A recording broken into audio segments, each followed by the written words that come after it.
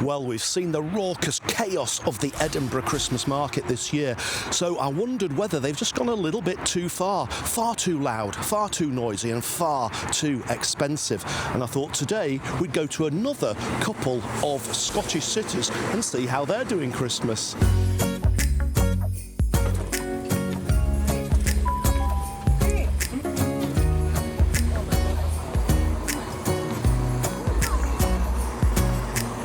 There is method in my madness. If I go on a little road trip around a few Scottish cities today, it means I get to go on some trains before Christmas. So we've just started with a 10-minute hop from New Craighall to Edinburgh Waverley. What do you think of the Christmas tree here in Waverley Station? We are looking for the 9:30 a.m. train up to Aberdeen, but we're not going all the way to Aberdeen. Oh, look, it's an HST. I was expecting this.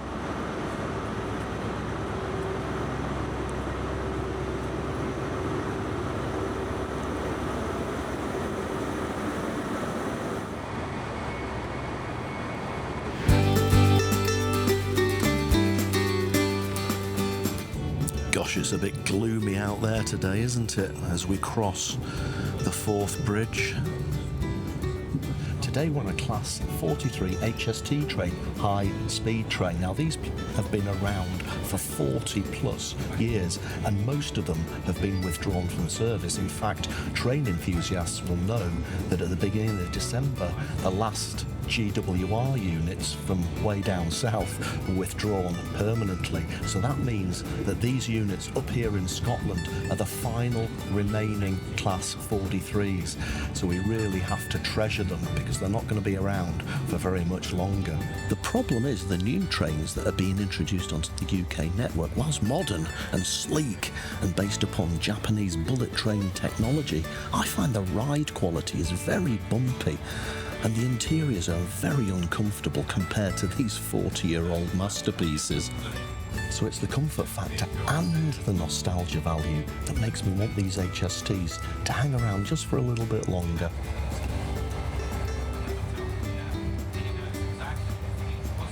That's good coffee. Well done, ScotRail. Well, a few wisps of blue sky as we go across the Tay Bridge on approach to Dundee. This is Dundee. Here we are, our first city of the day. You know, I don't know about the Edinburgh Christmas market being loud and raucous. Those HSTs are very loud and raucous as well. That's the only disadvantage with that 40-plus-year-old train. Welcome to Dundee, home to the SS Discovery ship and, of course, the famous V&A Museum, the Victoria and Albert. So, do you think things in Dundee will be a little bit chilled compared to Edinburgh? Well, I'm not expecting raucous noise, lights and sounds here in Dundee, but I'd be interested to see what they've got laid on.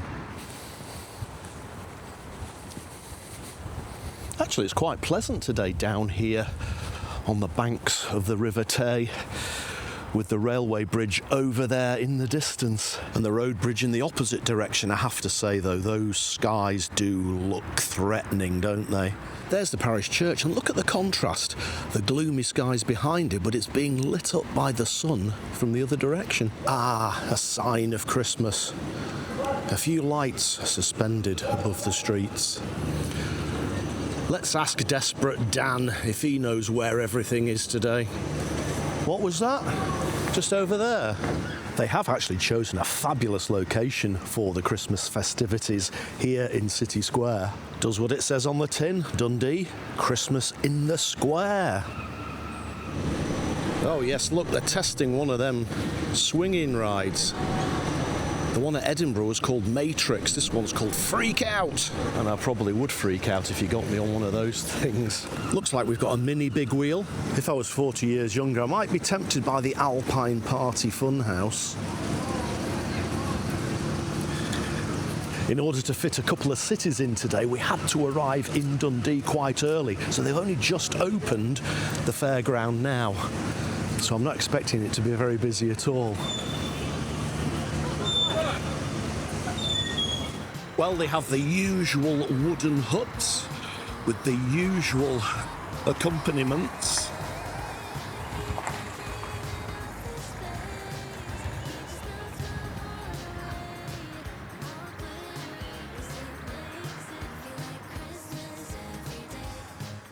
I do think these food prices are cheaper than Edinburgh by a long way. And the beer is coming in at £6. Is that for a pint? Must be for a pint. That's cheaper than Edinburgh.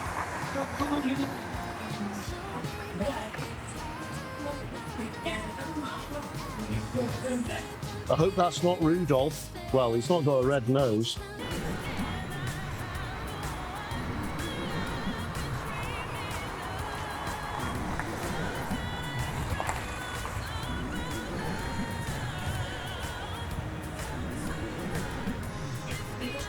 A teacup ride for the kiddies.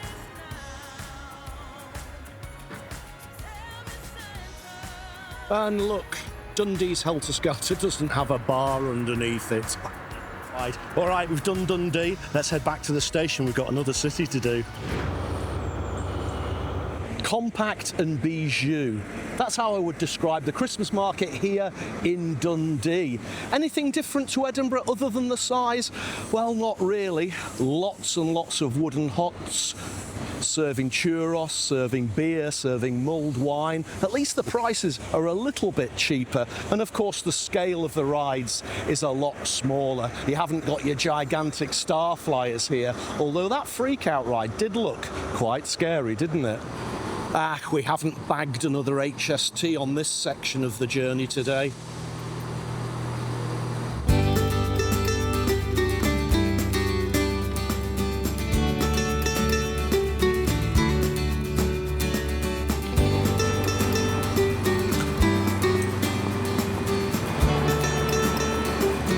Welcome to Glasgow. What do you think of the Queen Street Station Christmas tree?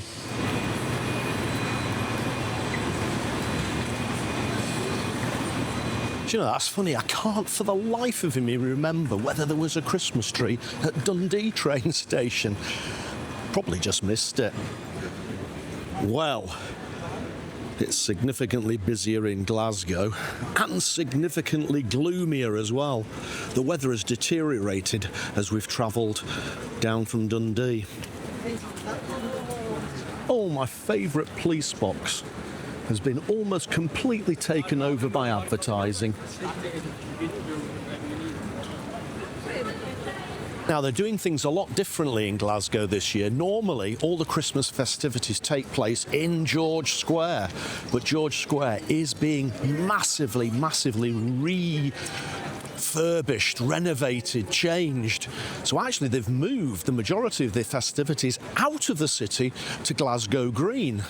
That way they keep the city centre crowds away from the Christmas market crowds.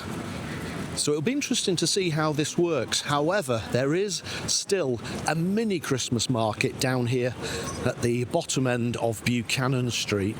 Doesn't look any different to anything we've seen so far this year, really, does it? Salt and chilli chicken, same price as in Edinburgh, 12 quid. I can remember that. However, the Yorkshire pudding wraps are only 16 quid here, as opposed to 18 quid in Edinburgh. And I say that as if £16 is cheap.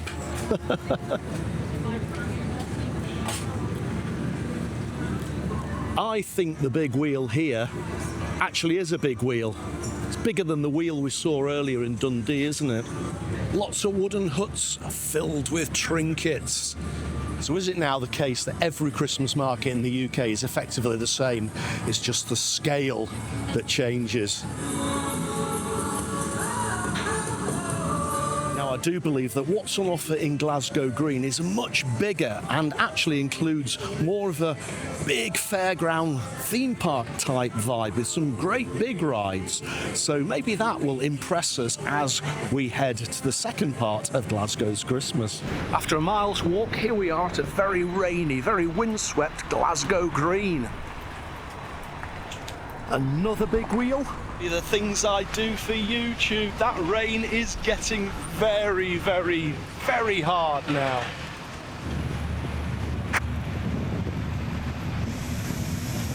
There's a wild mouse.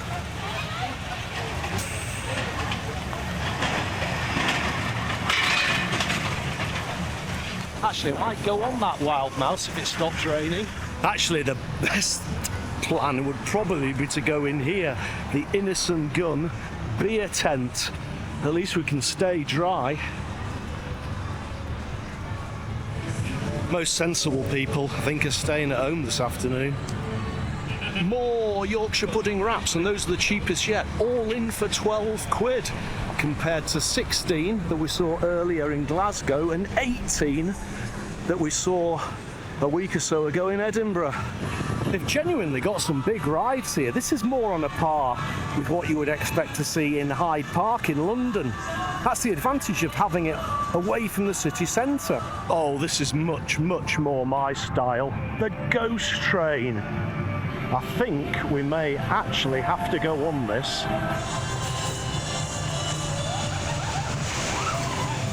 Ooh, spooky! Oh! Oh my God.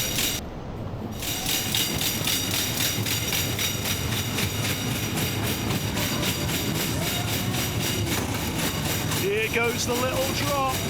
Are we ready? Way! Ah! Oh! Bumpy! Hey!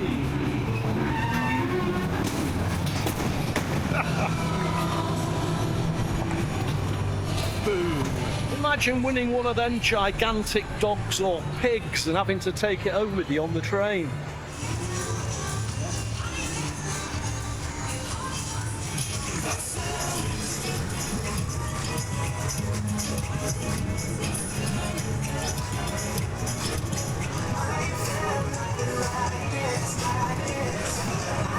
Well, I did say that if it stopped raining, we'd go on the Wild Mouse.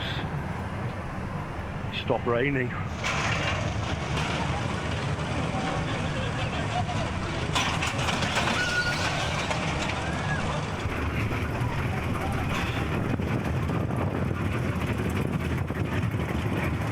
Whee! Oh!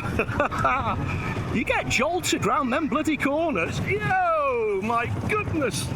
Might have to take the hat off. Oh! Drop! Whoa! Ah! Hellfire, this is fast! Yeah! Oh my God! Yeah!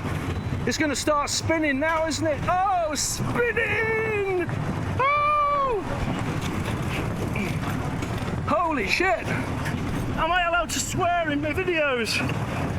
Oh! Jordan Bennett! Whoa! Yeah! Christ! My goodness, that was raucous! Ugh. I'm gonna have bruises tomorrow. Oh my goodness, that was absolutely brutal. We are going to have to go back to the Innocent Gun beer tent, I think. Cheers. Oh, well, pint of Innocent Gun, £6.50, and I tell you what, I need this after going on that Wild Mouse. I've been on that Wild Mouse before at Kirkcaldy Links Market, but that was running so fast today, perhaps because of the rain, it absolutely flew round those corners and flew down those drops. And at the end, that break that brought us to an abrupt halt was like being gut-punched in the ribs. I'm going to be black and blue tomorrow. Cheers. Here's to you. Yeah, Edinburgh raucous, Wild Mouse off the scale raucous. I think Glasgow have got this absolutely spot on this year. This doesn't really feel like a Christmas market. Okay, you've got some of the wooden huts and the usual paraphernalia, but this is mainly a great big fairground with some pretty big rides. Maybe not the gigantic Starflyer, but Wild Mouse, Ghost Train, and those twirly things that go round and round. This is the way to do it. It's outside the city centre. It's not interfering with people shopping. It's not interfering with the traffic too much. I think that Edinburgh should seriously consider moving the Christmas market out to somewhere like the Meadows. Much, much better, in my opinion.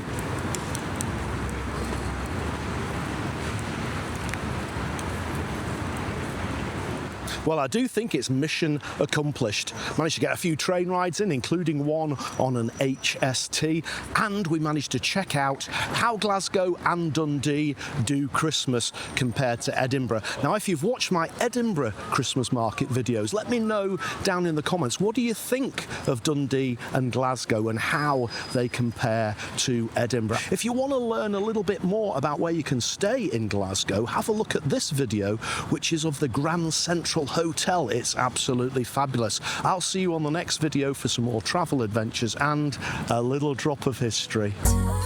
As long as I spend this day